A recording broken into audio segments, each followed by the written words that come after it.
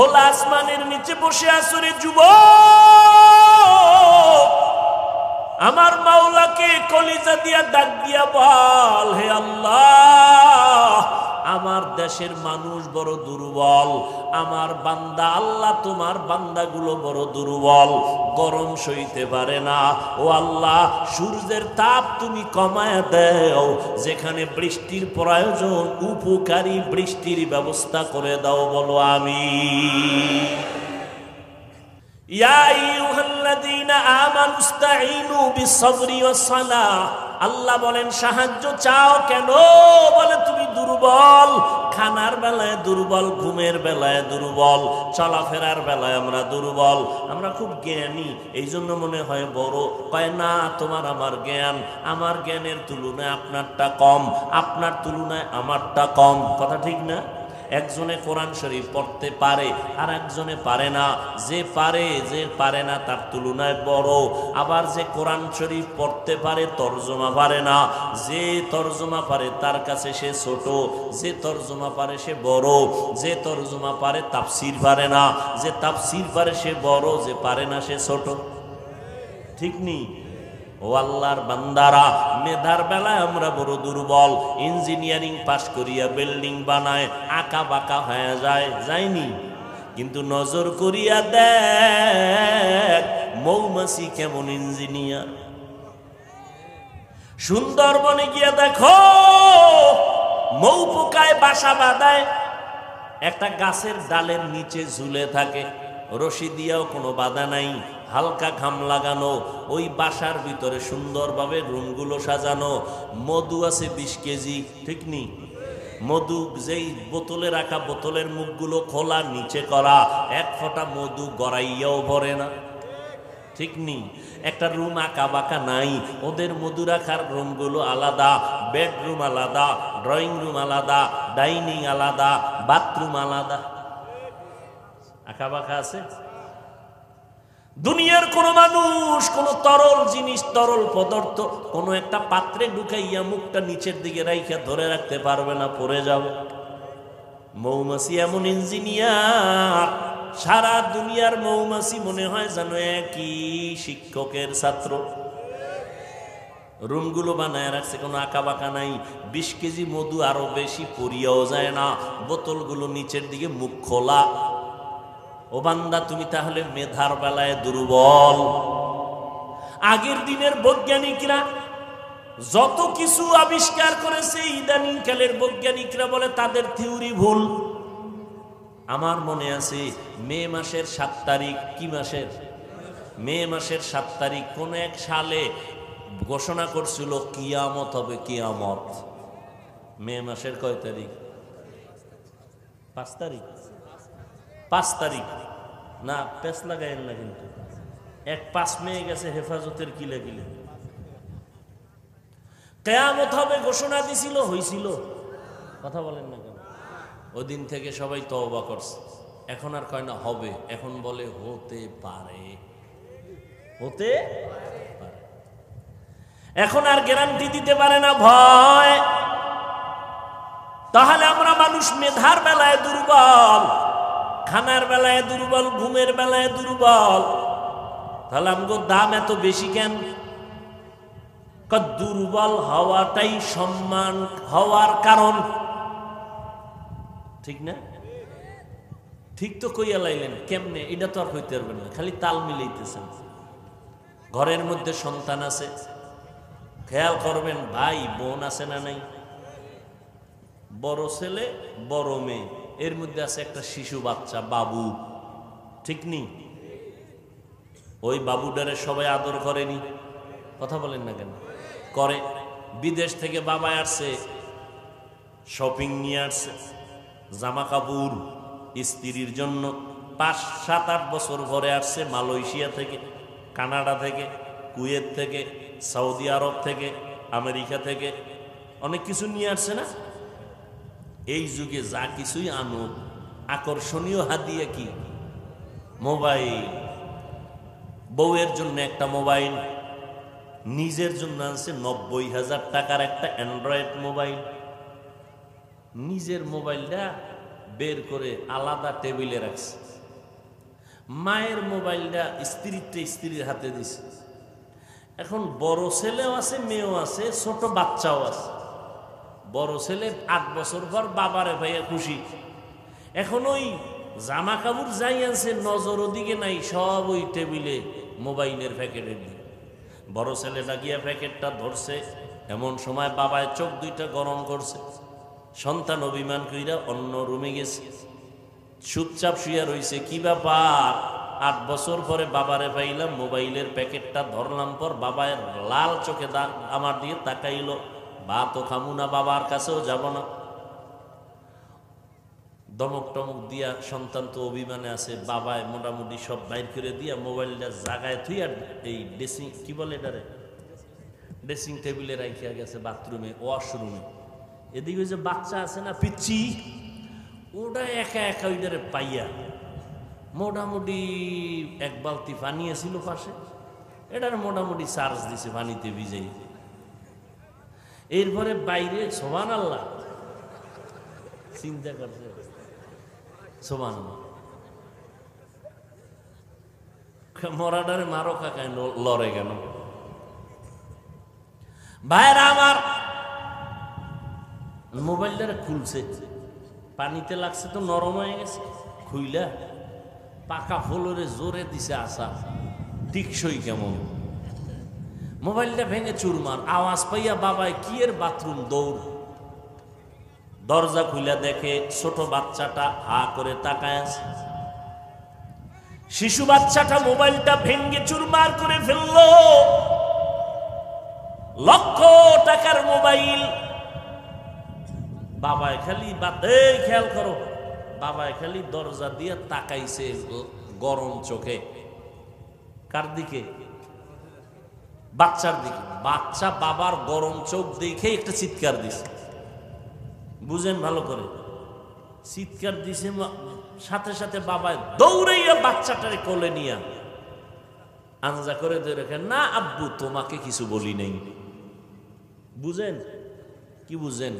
বড় ছেলে শুধু ধরলো, গরম চোখে সন্তানকে তাড়ায় দিল, আর বাচ্চাটায় মোবাইল ভেঙে ফেললো। রাগ তো করলোই না, বাচ্চা কান্না করা মাত্র কোলে টেনে নিল। কারণ কি জানেননি? দুর্বল। দুর্বলের প্রতি মায়া কম না বেশি? বোনেরও মায়া, ভাইয়েরও মায়া, বাবার মায়া, মায়ের মায়া, বাচ্চার প্রতি, বাবুর প্রতি। আল্লাহ কয় মানুষ তুমি বড় দুর্বল, তোমারে আমি বেশি মহব্বত করি, জিনের মহব্বত এত করি না, ফেরেশতাকে করি না, মানুষ তোমারে করি। কেন? তুমি দুর্বল। আর এই দুর্বল হওয়ার কারণে শক্তিশালী বাঘেরে বলছি, রে বাঘ আমার দুর্বল মানুষ আমার প্রিয়, এর সাথে বেয়াদবি করবি না। বাঘ বলে, ও আল্লাহ যদি কখনো তোমার প্রিয় বান্দার সামনে আমি পড়িয়াই যাই, আমার তো হঠাৎ মেজাজ গরম হয়ে যায়, তুমি দয়া কইরা মেজাজটা ঠান্ডা কইরা দিও, যাতে করে তোমার মুমিনের সাথে কোনো বেয়াদবি না হয়। বাঘ দামি না মানুষ দামি? হ্যাঁ, মানুষ। অতএব মানুষ বাঘের গোলাম হবে না, বাঘ মানুষের গোলাম হবে। এই নজির জমিনে আছে না নাই? আছে। খাকো বাদ আবু আতিশ বান্দান বামানো তু মুর্দা বাহক জিন্দা আ। সাহায্য কেন চাইব? তার জবাব দিলাম, আমরা দুর্বল। দুর্বল, আমরা চূড়ান্তভাবে দুর্বল, এই কারণে সাহায্য চাইতেই হবে। এখন কথা হলো, সাহায্যটা আমরা কার থেকে নিব? 3 নাম্বার প্রশ্ন, সাহায্য কেমনে চাইব? আপনাদের কষ্ট হয় না তো? উঠা বসা করলেই মোনাজাত, হাত দুইটা উঠাবো শেষ। আর জীবনে এখানে আসবো কিনা, আর হাত নিচে নামবে কিনা আল্লাহ ভালো জানে। ভাইরা আমার, প্রথম প্রশ্ন ছিল সাহায্য কেন, দ্বিতীয় প্রশ্ন সাহায্য কার থেকে নিব। এই ক্ষেত্রে আমার জবাব হলো, তিনটা দুর্বলতা যার নাই তার থেকে সাহায্য নিতে হবে। কয়টা? তিনটা দুর্বলতা যার নাই তার থেকে সাহায্য নিব।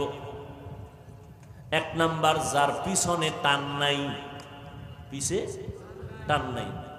আমার পিছে টান আছে না নাই? আমি কামাই কইরা যত সামনে আগাই, মাইয়ে টানে আব্বু দাও, ছেলে কয় দাও, স্ত্রী কয় দাও, মা কয় দাও। আমি খাইলাম না না খাইলাম একটু খবর নিল না, আমার দাও দাও। স্বামী মাথা ঘাম পায়ে ফেলে কষ্ট করে কাজ করে করে টাকা কিছু জমায়া স্ত্রীর জন্য একটা শাড়ি নিয়ে বাসায় গেছে। কত আনন্দ নিয়া স্ত্রী কয় এটা একটা শাড়ি হইল। আছে না নাই? যত দেয় বলে তত লাগে। তাহলে সবার পিছনে টান আছে।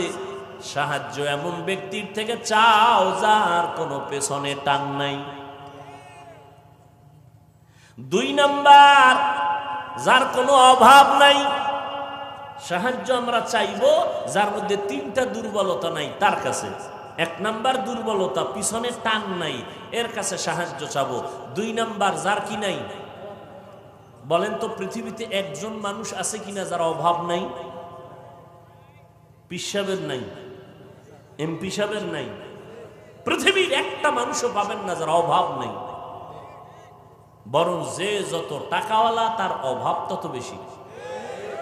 গরিব অভাব 100 টাকায় সমাধান, কোটিপতির লক্ষ টাকায়ও সমাধান হয় না।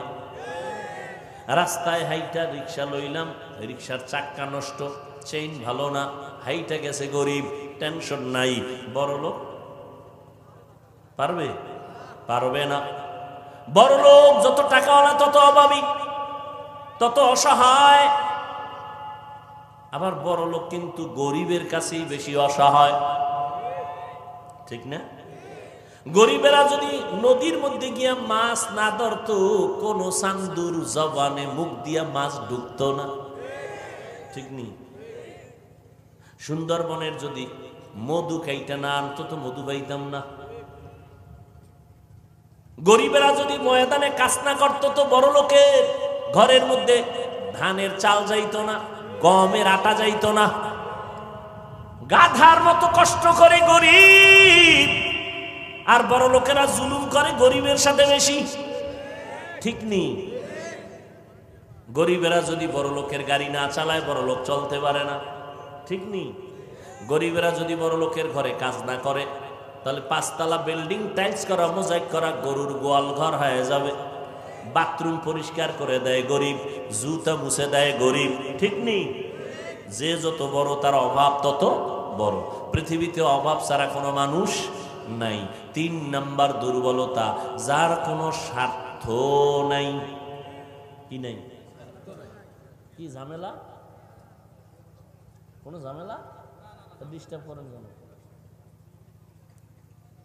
ভাইরা আমার, আরেকটু সামনে যাব না শেষ করে দিব? 3টা দুর্বলতা নাই। এক বললাম যার পিছুটান নাই। 2 নাম্বার, যার কোনো অভাব নাই। 3 নাম্বার দুর্বলতা, যার কোনো স্বার্থ নাই। কি নাই? আচ্ছা বলেন তো, দুনিয়াতে একটা লোক যার স্বার্থ নাই আছে? আমি 2 জন পাইছি। কয়জন? 2 জন। একজন পাইছি আব্বা জান আর একজন আম্মা জান। 2 জন পাইলাম আব্বা জান আম্মা জান, যাদের কোনো স্বার্থ নাই। কিন্তু দুঃখ, এই জমিনের মধ্যে এই আব্বা আম্মাকেও দেখলাম অনেক ক্ষেত্রে তারাও স্বার্থ ছাড়া কিছু বুঝে না। আমার সোনার বাংলাদেশে অনেক মা বাবা সন্তানের জবাই করে, আছে না নাই? আবার অনেক সন্তান মা বাবারে জবাই করে, আছে না নাই? এটা কোন থানা? হ্যাঁ, কয়রা থানার ডায়েরি গিয়ে তালাশ করে দেখবেন। কয়রা থানার ডায়েরি গিয়ে তালাশ করে দেখবেন কত সন্তান মা বাবার বিরুদ্ধে মামলা করেছে, মা বাবা সন্তানের বিরুদ্ধে মামলা করেছে, আছে না নেই? তাহলে স্বার্থ ছাড়া কেউ নেই। গত কয়েকদিন আগের ঘটনা, আল্লাহ মাফ করেন, বাবা তার আপন মেয়েকে হোটেলের মধ্যে নিয়ে একা, আজকের রাতের জন্য তুমি আমার স্ত্রীর মতো, আরো জোরে বলেন, জিন্দগি মে বন্দগি তু করনা হে, जिंदगी में बंदगी तू करना है, जिंदगी बे बंदगी शर्मिंदा है, जिंदगी बे बंदगी शर्मिंदा है। दुनिया में हो दुनिया का तलबगार न हो, बाजार से गुजर हो खरीदार न हो, दुनिया में हो दुनिया का तलबगार न हो, बाजार से गुजर हो खरीदार न हो। ये दुनिया एक मिसल कागज फूल है, ये दुनिया एक मिसल कागज फूल है, जिंदगी में बंदगी तू कर नहीं, जिंदगी में बंदगी तू कर नहीं, जिंदगी में बंदगी शर्मिंदा है, जिंदगी में बंदगी शर्मिंदा है। এরে নবীরা আশেক, সাহায্য কেন চাইবো তার জবাব দিয়েছি আমরা সবাই বড় দুর্বল। সাহায্য কার থেকে চাইবো জবাব দিয়েছি যার মধ্যে তিনটা দুর্বলতা নাই, পিছুটান নাই, অভাব নাই, 3 নাম্বার কি বলছি, স্বার্থ নাই। এই তিনটা নাই এমন কোন মানুষ জমিনে নাই, তবে একজনই আছেন যার কোনো স্বার্থ নাই, অভাব নাই, যার কোনো পেছনে টান নাই, তিনি হলেন আমার একমাত্র আল্লাহ। আমার আল্লাহর কোনো পিছনে টান আছে? আল্লাহর ছেলে মেয়ে আছে? লাম ইয়ালিদ লাম ইউলাদ উলাইকাস ওয়ালিদু মাউলুদরা উ খালেকাস। আল্লাহ কাউকে জন্ম দেন নাই, কারো থেকে জন্ম নেন নাই, আল্লাহর কোনো পেছনে টান নাই, আল্লাহর স্ত্রী নাই যে বলবে আমারে দাও, আল্লাহর ছেলে মেয়ে নাই যে বলবে আমাকে আগে দাও। আল্লাহ বলেন আমার একমাত্র আপন হলো মানুষ, আমি বড় আদর করে মানুষ বানাইছি। আমি আল্লাহ দরজা খুলে প্রতিদিন ডাকি, প্রথম আসমানে আমি আল্লাহ ভোর রাত্রে হাজির হয়ে যাই। আমি আমার বান্দাকে দেওয়ার জন্য ভোর রাত্রে আমি প্রথম আসমানে আসি, বান্দাকে দেওয়ার জন্য। ও বান্দা কি লাগবে বল, আমি আল্লাহ তোমার আশা পূরণ করার জন্য রেডি হয়ে গেলাম। চাইতে দেরি হবে, আমি আল্লাহ তোমাকে দিতে মোটেও দেরি করব না। আল্লাহ দেওয়ার জন্য উদ্গ্রীব হয়ে আছেন। আল্লাহ বলেন বান্দা তুমি চাও আমি দিব। আল্লাহকে ডাকার মতো ডাকো, আল্লাহ জবাব দিবেন। উদউনি আস্তাজিব লাকুম। আল্লাহ তাআলা দেওয়ার জন্য আল্লাহ প্রস্তুত হয়ে থাকেন। আল্লাহর পেছনে কোনো টান নাই, আল্লাহর কোনো অভাব আছে নাকি? নাই। আল্লাহ পাক বলেন আমি আল্লাহ হলাম শ্রেষ্ঠ ধনী, আমি প্রশংসিত ধনী।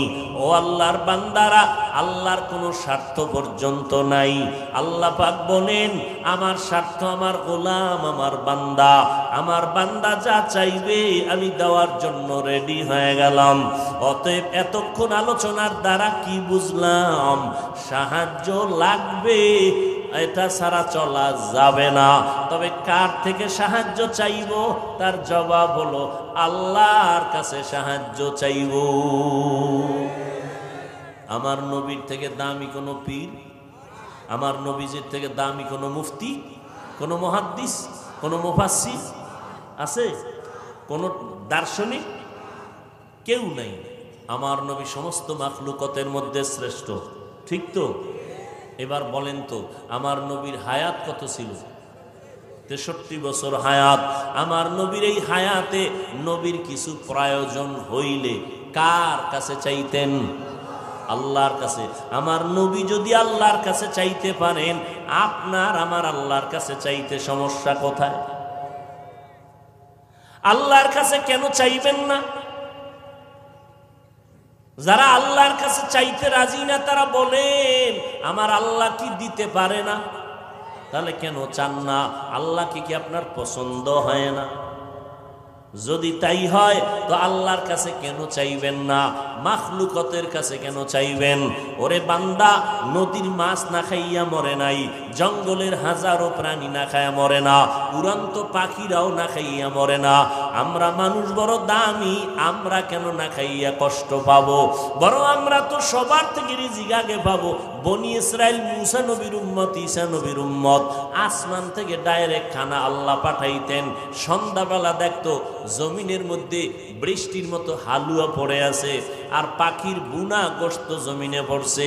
আল্লাহ কয় মুসা, আপনার উম্মত কিন্তু চালাক বেশি, আমি ডেলি যেই খানা দেই যেন ডেলি খেয়ে ফেলে, কালকের জন্য যেন রেখে না দেয়। চালাকি করলে খানা বন্ধ হয়ে যাবে। উম্মতেরা খানা পাইয়া মজা লাগছে, চিন্তা করছে পরে পাই আর না পাই, কিছু খাইয়া আগামীকালকের জন্য রাইখা দিছে। আসমান থেকে আসা বন্ধ হয়ে গেছে। রহমতের নবী বলেন মুসা নবীর উম্মত বনি ইসরাইল যদি চালাকি না করত, আমার উম্মতেরা কিয়ামত পর্যন্ত ডাইরেক্ট আসমানের খানা পাইত। আল্লাহ আসমান থেকে খানা দিতেন। আল্লাহর কাছে সাহায্য চাইও। এখন অনেকে বলে অনেক চাইছি আল্লাহ দেয় না, এই জন্য চাওয়া বন্ধ করে দিছে। আল্লাহর কাছে অনেক চাইছি, দেয় না। ও আল্লাহর বান্দারা কেমনে চাইবেন? আমি শুরুতেই বলেছিলাম চেয়ারম্যান সাহেবের কাছে যদি কোনো বরাদ্দ চান, নিয়ম আছে না? আল্লাহর কাছে কেমনে চাইবেন? আল্লাহ কয় দুই জিনিসের মাধ্যমে চাইতে হবে। কয় জিনিস? 1 নাম্বার জিনিসের নাম ধৈর্য, 2 নাম্বার হলো নামাজ। আমগোর মধ্যে দোনোটা ফুল আছে, ধৈর্যও নেই, নামাজও নেই। নামাজের মধ্যে নামাজ পড়ে মুসল্লি, 5 ওয়াক্ত নামাজ পড়ে না, পড়ে। এই যে রোজার মাস গেল, কত বরকতের মাস। এখানে এমন আশিকে রাসূল আছে রোজার মাস পাইয়াও রোজা রাখে নাই। কিছু কিছু কুলাঙ্গারেরা বলছে ঘরের মধ্যে কি ভাতের টান আছে, রোজা রাখবো কেন? আমরা কি ভাতের টানে রোজা রাখছি? আমরা তো আল্লাহর মহব্বতে রোজা রাখছি, ঠিক নেই? আবার একদল আশিকে রাসূল এই মাঠে আছে, রোজার মাস রোজা রাখছে, তারাবির নামাজ পড়ে নাই। ভিআইপি মুসলমান নাই। আবার একদল তারাবি পড়ছে ঠিক, পুরা 20 রাকাত পড়ে নাই। আছে না নাই? কেউ আপনি পুরাটা পড়েন না কেন? কয় ওমরে ফারুক রাসূলের সাহাবীর সাথে ঘুমের ভিতরে আমার একটু ঝগড়া লাগছিল। কারণ 20 রাকাত তারাবি হযরত ওমর রাদিয়াল্লাহু তাআলা আনহু সাহাবায়ে কেরামদের মিটিং করিয়া এরপরে সিদ্ধান্ত নিয়ে চালু করেছিলেন মসজিদে নববীতে জামাতের সাথে। ভাইরা আমার, এখানে যে এত মানুষ, খেয়াল করবেন এত মানুষ, এমন আশিকে রাসূল এখানে আছেন আজকের ফজর ভরে নাই, জহুর ভরে নাই, আসর ভরে নাই, মাগরিব পড়ে নাই, এশাও ভরে নাই। এরা চিল্লাইতেছে হুজুর বয়ান বাড়ায় কইরেন, দরকারে ফজরও পড়ুন না। কেন কয় নামাজ না পড়লে আমাকে দিল পরিষ্কার। আমরা গাঁজা খাইলেও কোনো টেনশন নেই, নেশা পান করলেও আমাকে দিল পরিষ্কার। এরে যুবক, কয়দিন আর বাহাদুরি করবি? এমন একটা দিন নাই যুবকের লাশের খবর নাই।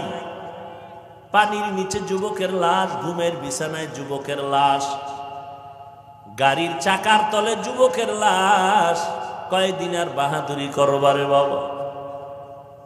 ও যুবক আল্লাহর গোলাম, তুমিও মুসলমান, আমিও মুসলমান। তোমার আল্লাহ আমার আল্লাহ এক, তোমার নবী আমার নবী এক নাকি আলাদা? তোমার আমার কোরআন, ধর্ম, কালেমা, কাবা সব এক। দুনিয়াতে আসছি সিস্টেমও নাকি আপনারা লঙ্গি পরে আসছিলেন? সিস্টেমও এক। বিদায় বেলা কাফনের কালার হবে তাও নাকি তাবলিগ ওলাদের কাফনের কালার একরকম, চরমনায় ওলাদের কালার আর এক রকম? হ্যাঁ, কে ধনী কে গরিব, কে আলেম কে মূর্খ, কে ইমাম কে মুক্তাদি, কে ডাক্তার কে রোগী, কাফনে ঢুকার পরে সবার বাহাদুরি শেষ। না কাফনের উপরে লেখা থাকবে বড় হুজুরের লাশ, সব একাকার হয়ে যাবে। কাফনের কালারও এক, কবরের সাইজও হবে। কবরে রাখার পরে বিদায় হওয়ার পরে প্রশ্ন হবে তিনটা, তাও এক। আমাকে যেই প্রশ্ন, আপনাকেও সেই প্রশ্ন, বেঈমানেরও সেই প্রশ্ন। প্রশ্ন তিনটা, রবের পরিচয় দাও, ধর্মের পরিচয় দাও, রাহমাতুল লিল আলামিনের পরিচয় দাও।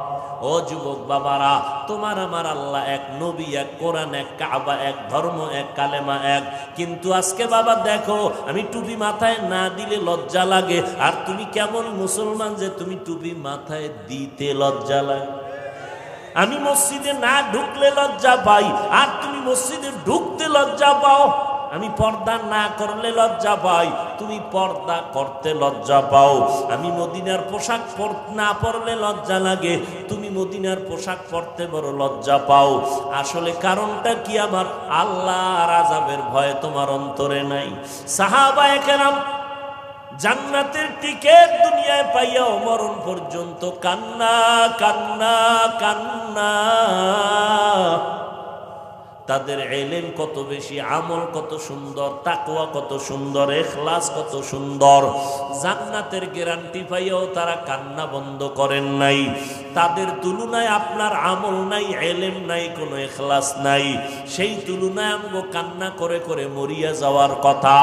অথচ এত বয়ান, তাবলিগ ওয়ালাদের বয়ান, পীর সাহেবদের বয়ান, জুমার দিন খতিব সাহেবদের বয়ান, এরপরও কান্না নাই।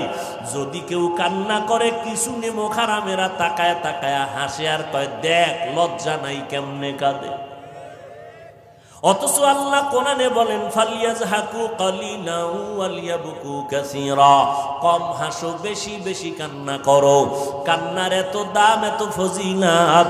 মদিনার নবী বলেন গাভীর ওলান থেকে দুধ বের করিয়া ভেতরে যেমন ঢুকানো সম্ভব না, যারা আল্লাহর আযাবের ভয়ে গুনার কথা স্মরণ করিয়া এক ফোঁটা চোখের পানি ছেড়ে কান্না করবে, আল্লাহর নবী বলেন ওই কান্নাওয়ালা বান্দা বান্দিকে জাহান্নামে ঢুকানো সম্ভব না। এ যুবকেরা, আমিও তোমার মতো প্যান্ট শার্ট টাই লাগাইয়া দাড়ি কাইটা যদি রাস্তায় মাস্তানি করতাম, কেউ আমারে বাধা দিত না। টুপিটার কারণে মাথায় গরম লাগে, তোমার থেকে কম বুঝি না। দাড়ির কারণে যৌবনের ভাব চলে যায়, তোমার থেকে কম বুঝি না। লম্বা জামাটা পরার কারণে শরীর গরম লাগে, তোমার থেকে কম বুঝি না। এরপরও কেন নামাজ সারি না, বেপরদায় চলি না। আবার পাও ধইরা ধইরা কত বিনয়ের সাথে তোমাকে বুঝাইতেছি রে বাবা। এ আল্লাহর বান্দারা, কারণটা কি? একমাত্র কারণ আমার আল্লাহর কোরআন সত্য, নবীর কথা সত্য রে বাবা। এক জাররা পরিমাণ গুনাহ নিয়া যদি কবরে যায়, আল্লাহর কোরআন সত্য, নবীর হাদিস সত্য। আল্লাহ বলেন ইন্নাল আবরারা লাফি নাঈম ওয়া ইন্নাল ফুজ্জারা লাফি জাহিম। নেক আমলওয়ালারা জান্নাতি, গুনাহ যারা করবে তারা জাহান্নামের যাত্রী। আমার মায়ার নবী আম্মা জান আয়েশা রাদিয়াল্লাহু তাআলা আনহার ঘরে বসে বসে কান্না করেন। আম্মা জান বলেন ইয়া রাসূলুল্লাহ, আপনি কাঁদেন কেন? মায়ার নবী যার কোনো গুনাহ নাই সেই নবী বলেন আয়েশা, হাসরের ময়দানে ভয়ঙ্কর অবস্থার কথা মনে পড়ে আমার কান্না শুরু হয়ে গেল। আম্মা জান আয়েশা বলেন নবী কেমন ভয়ঙ্কর হবে হাসরের মাঠটা? আমার মায়ার নবী বলেন এই জমিনটা হবে কিয়ামতের মাঠ, আর আল্লাহ পাক রব্বুল আলামিন সমস্ত মানুষগুলো হাজির করবে, সব উলঙ্গ নারী পুরুষ উলঙ্গ দাঁড়াবে, জমিনটা সমান। একদিকে সূর্যের গরম, বৈজ্ঞানিকরা বলে 9,30,00,000 মাইল উপরে সূর্য, সেই সূর্যটা দিনে ছিল রাতে নাই, এরপরও কিন্তু গরম সহ্য করা যায় না। আর হাসরের ময়দানে সূর্য যখন নিচে নেমে আসবে, আল্লাহ বলবে সূর্য তোর যত তাপ আছে জমিনের মধ্যে ছাড়িয়ে দে। এমন তাপ শুরু হবে গুনাহগার গুলো সহ্য করতে পারবে না, মাথার মগজগুলো টাস টাস করিয়া ফাটিয়া যাবে। অন্যদিকে জাহান্নামের আওয়াজ, জাহান্নামের আওয়াজ আল্লাহ পাককে বলবে আল্লাহ গুনাহগার গুলো বেনামাজি গুলো কই আমার পেটে দাও, আমার পেটে বড় ক্ষুধা, বেনামাজি গুলো আমার পেটের মধ্যে দাও। আল্লাহ বলবে জাহান্নাম অপেক্ষা কর, বিচারটা শেষ করে তোর পেটের খানা দিতেছি। নবী বলেন অন্যদিকে আমার আল্লাহ রাগান্বিত একটা আওয়াজ দিবেন, লিমানিল মুলকুল ইয়াউম লিল্লাহিল ওয়াহিদিল কাহ্হার। আল্লাহ পাক রাগান্বিত আওয়াজ দিয়া বলবেন হাসরের ময়দানের আজকে রাজত্ব কার? নবী বলেন ও আয়েশা, আল্লাহ যখন রাগান্বিত হয়ে আওয়াজটা দিবেন হাসরের ময়দানটা থরথর করে কেঁপে উঠবে, মানুষগুলো পাগলের মতো দৌড়াইতে থাকবে। একদল উম্মতেরা ইব্রাহিম নবীর কাছে গিয়া বলবে আমাকে একটু সুপারিশ করেন, সহ্য করতে পারি না আযাব, সূর্যের গরম। ইব্রাহিম নবী বলবে আজ আমার কি উপায় হবে, উম্মত তোমরা চলে যাও, আমার চিন্তায় আমি ব্যস্ত হয়ে গেলাম। ঈসা নবীর কাছে যাবে একই আওয়াজ, মূসা নবীর কাছে যাবে একই আওয়াজ, আল্লাহর নবী আদম আলাইহিস সালামের কাছে যাবে একই আওয়াজ। এবার উম্মতেরা কোথায় যাবে? আম্মা জান আয়েশা রাদিয়াল্লাহু আনহাকে প্রশ্নের জবাবে নবী বলেন ও আয়েশা, উম্মতগুলো পাগলের মতো ছোটাছুটি করবে, এরপরে এক পর্যায়ে গিয়া আমারে তালাশ করবে, আমাকে খুঁজবে, একটু আমি মাওলার কাছে সুপারিশ করি। আমার নবীর প্রশ্নের কথার জবাবে আম্মা জান আয়েশা বলেন ইয়া রাসূলুল্লাহ, উম্মতেরা আপনাকে কোথায় তালাশ করে পাবে?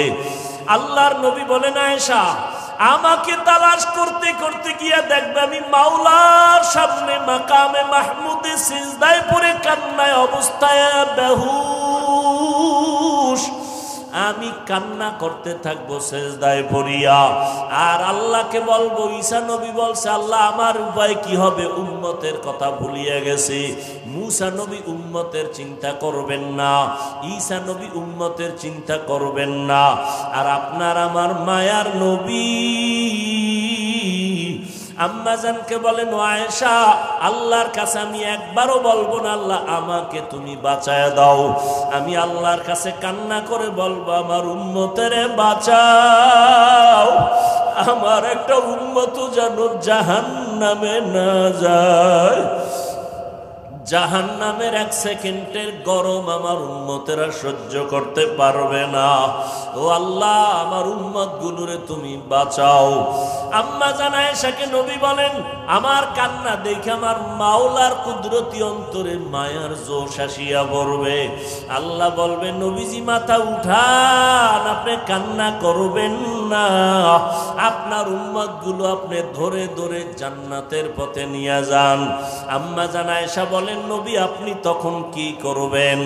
আল্লাহর নবী বলেন ও আয়েশা, আমি তখন আমার উম্মতগুলো ধরে ধরে ধরে ধরে বাসিয়া বাসিয়া আমি জান্নাতের পথে নিয়ে হাউজে কাউসারের পানির কিনারায় লাইনে দাঁড় করাবো। আম্মা জান আয়েশা রাদিয়াল্লাহু আনহা বলেন, ও নবী, কোটি কোটি কোটি মানুষের মধ্যে আপনি কেমনে চিনবেন আপনার উম্মত কারা? মুসা নবীর উম্মত, ঈসা নবীর উম্মত থাকবে, ইব্রাহিম নবীর উম্মতেরা থাকবে, আপনার উম্মত কেমনে চিনবেন? আল্লাহর নবী বলেন, আমার ওই উম্মত যারা 5 বেলার নামাজ ওযু বানাইয়া আদায় করত, কিয়ামতের ময়দানে কোটি মানুষের সামনে আমার উম্মতের ওযুর অংশগুলো নূরের আলোতে ঝলমল করতে থাকবে। আমি আমার উম্মতগুলো ধরে ধরে কাউসারের কিনারায় নিয়ে যাব। হাউজের থেকে আমি নবীর নিজ হাতে আমার উম্মতের পানি পান করায় পিপাসা নিবারণ করব। কিছু উম্মতেরা এখনো বাকি, হঠাৎ মাঝখানে পর্দা পড়ে যাবে। আমি বলবো, ফেরেশতারা পর্দা দিলা কেন?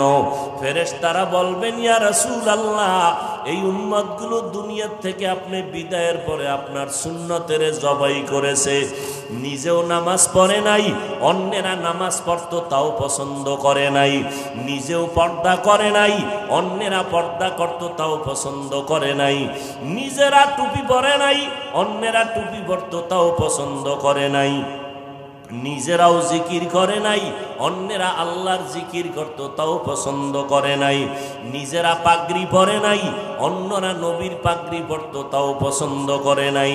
নবী তখন বলেন, আমি এই কথা শুই না উম্মতের তারাইয়া দিয়া বলবো, সহকান সহকা লিমান গাইয়ারা মিন বাদি, ও উম্মত বেআমলওয়ালা বেনামাজিরা দূর হইয়া যাও, আমি তোমাদেরকে উম্মত বলে স্বীকার করব না। তখন আমার আল্লাহ বলবেন, ফেরেশতারা এদেরকে ধরিয়া জাহান্নামের শিকল লাগাইয়া বাঁধো, টেনে টেনে জাহান্নামের আগুনের দিকে নিয়ে যাও। ও আমার কলিজার যুবক বাবারা, আমি একবারও কিন্তু চিল্লাইয়া বয়ান করিয়াও বলি নাই 5 কল্লি টুপি মাথায় দাও, স্কুল ছাড়ো, কলেজ ছাড়িয়া মাদ্রাসায় যাও, না হয় জান্নাত পাইবা না, একবারও কিন্তু বলি নাই। বরং আমি বলে গেলাম, ও যুবক বাবারা, স্কুলে পড়ো বাধা নাই, কলেজে পড়ো বাধা নাই, চাকরি করো বাধা নাই, ব্যবসা করো বাধা নাই, ডাক্তার হও দোয়া করি, ইঞ্জিনিয়ার হও, প্রফেসর হও, তবে আমার অন্তরের দাবি বেয়াদব হইও না। তোমার আচরণে যেন কোনো আলেম কষ্ট না পায়, তোমার ব্যবহারে যেন মা বাবা কষ্ট না পায়, তোমার ব্যবহারে যেন এলাকার মুরব্বীরা কষ্ট না পায়। আল্লাহর কাছে একটা আদর্শ ডাক্তার হওয়ার দোয়া করো, আদর্শবান ইঞ্জিনিয়ার হইয়া জীবনটা ধন্য করো। আর এই আদর্শবান হতে হলে মা বাবার দোয়া ছাড়া আগাইতে পারবা না।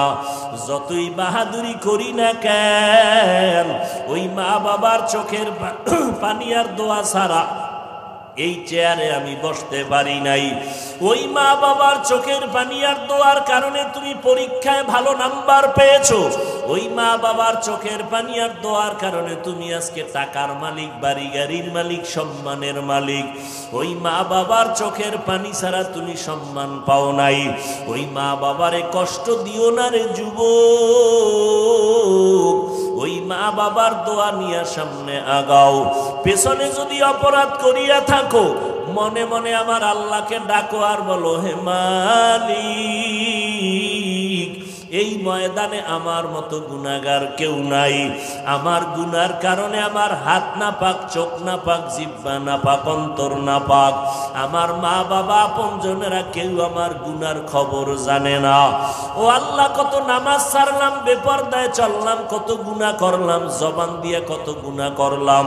আজকে তওবা করতেছি আর নামাজ ছাড়বো না, মা বাবারে কষ্ট দিব না, ওলামায়ে কেরামের বিরোধিতা করে গুনাহগার হব না, নবীজির তরিকা মানিয়া চলবো, মা বাবার দোয়া নিয়ে চলবো, আল্লাহর হুকুম মানিয়া চলবো।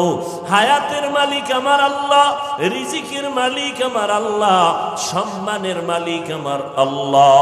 ও এলাকার মুসলমানেরা, ও যুবক বাবারা, মা বাবার দোয়া নিয়ে সামনে আগাও। পর্দার আড়ালের মা বোনেরা, আপনারা কত ধন্য নারী, এই স্টেজে কত ছাত্রের মাথায় পাগড়ি দিলাম, তারা কোরআনে হাফেজ হয়ে গেল। এদের মা বাবাদের জীবন কত ধন্য। ও পর্দার আড়ালের আম্মা জানেরা, আপনি একটা সন্তানকে আদর্শ ডাক্তার বানায় যান, কোরআন পড়ায়া ইঞ্জিনিয়ার বানায় যান। আপনার সন্তান আপনি মরিয়া গেল কোরআন পড়ে পড়ে দোয়া করবে। আল্লাহর কাছেও দোয়া করেন, স্বামীর মাল হেফাজত করেন।